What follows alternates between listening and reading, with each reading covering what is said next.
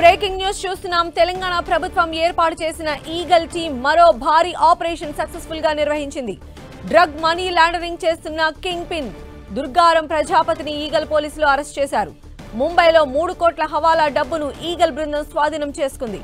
Nigeria drug Carter కు డబ్బు సరఫరా చేసిన నెట్వర్క్ ను పోలీసులు చాకచక్యంగా ఛేదించారు.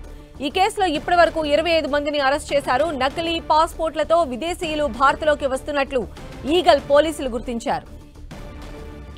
మరిన్ని అప్డేట్స్ మా ప్రతినిధి కిరణ్ అందిస్తారు. కిరణ్, దేశంలో మాదక ద్రవ్యాల పేరుతో మనీ లాండరింగ్ పాల్పడుతున్న ముఠాలో కీలక వ్యక్తిని అరెస్ట్ చేశారు తెలంగాణ ఈగల్ టీం. ఇటీవల దేశవ్యాప్తంగా ముంబై, ఢిల్లీ, రాజస్థాన్, గోవాలో కూడా వీడు మాదక ద్రవ్యాల పేరుతో కూడా మనీ లాండరింగ్ చేస్తున్నట్టుగా గుర్తించారు. ఇటు కేంద్ర ప్రభుత్వం సంబంధించిన నిఘా సంస్థలతో వీరు జాయింట్ ఆపరేషన్ చేసినట్టుగా చెప్పుకోవచ్చు. ఇప్పటి వరకు ఈ మనీ లాండరింగ్ కి పాల్పడుతున్న ముఠాలో 25 మందిని అరెస్ట్ చేశారు. 3,000 కోట్లకు పైగా నగదును కూడా సీజ్ చేసిన నేపథ్యంలో ఈ ముఠాకి సంబంధించి చాలా కీలకంగా వ్యవహరిస్తూ ఇటు నైజీరియాకి సంబంధించిన ఏదైతే మాదక ద్రవ్యాలకు సంబంధించిన అమ్మకాల తర్వాత వచ్చిన డబ్బును కూడా హవాలా రూపంలో ఇతర ప్రాంతాలకి మళ్లిస్తున్న కీలక నెట్వర్క్ కు సంబంధించిన కింగ్ పింగ్ దర్గారం రాతాజీ ప్రజాప్రతినిధిని తెలంగాణ పోలీసులు అరెస్ట్ చేసినట్టుగా చెప్పుకోవాల్సి. అతడి వద్ద నుంచి సుమారుగా 3 కోట్ల సంబంధించిన నగదును కూడా ఈగల్ టీం స్వాధీనం చేస్తుంది. గతంలో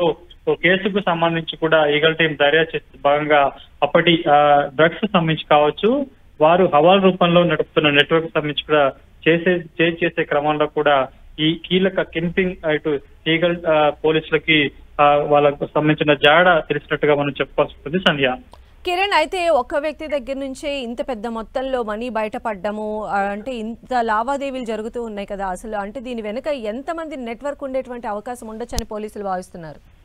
ప్రస్తుతానికైతే తెలంగాణ పోలీసులు కేంద్ర ప్రభుత్వం సంబంధించిన నిఘా సంస్థలతో కూడా కలిసి పనిచేస్తున్నారు. కేవలం తెలుగు రాష్ట్రాలే కాదు, వీళ్ళు ఆ దేశంలో చాలా ప్రధాన నగరాలకు సంబంధించి కావచ్చు. మనం చూసుకుంటే ముంబై, ఢిల్లీ, రాజస్థాన్, గోవా ఎందుకంటే ఈ ప్రాంతాల కేంద్రంగా కూడా తెలంగాణ మీదుగా డ్రగ్స్ లావాదేవీలు జరుగుతున్నాయి, అక్రమ రవాణా జరుగుతుంది. చాలా మంది ఆ పాస్పోర్ట్లు ఇతర పేర్లతో వచ్చి ఇక్కడ ఇష్ట వేస్తున్నందుకు సంబంధించి కావచ్చు. ఇదంతా డ్రగ్స్ సంబంధించిన అమ్మకాలు చేసి ఆ డబ్బును వాళ్ళ ఖాతాలో వేసేందుకు ఇలాంటి వ్యక్తులు కీలకంగా పనిచేస్తున్నట్టుగా గుర్తించారు. గతంలో ఓ కేసులో ఇచ్చిన సమాచారం మేరకు అతను ఇచ్చిన అనుచరుల సమాచారం ఆధారం కూడా ఈ కింగ్ పిన్ ను తెలంగాణ ఈగల్ టీం అరెస్ట్ చేసినట్టుగా మనం చెప్పుకోవచ్చు. ఇప్పటికే 25 మందిని ఈ నెట్వర్క్ సంబంధించి ముఖ్యంగా మనీ లాండరింగ్ సంబంధించి ఏదైతే డ్రగ్స్ రూపంలో వచ్చిన డబ్బును మనీ లాండరింగ్ చేస్తున్నారో ఈ కీలక వ్యక్తుల్లో 20 మందిని అరెస్ట్ చేశారు.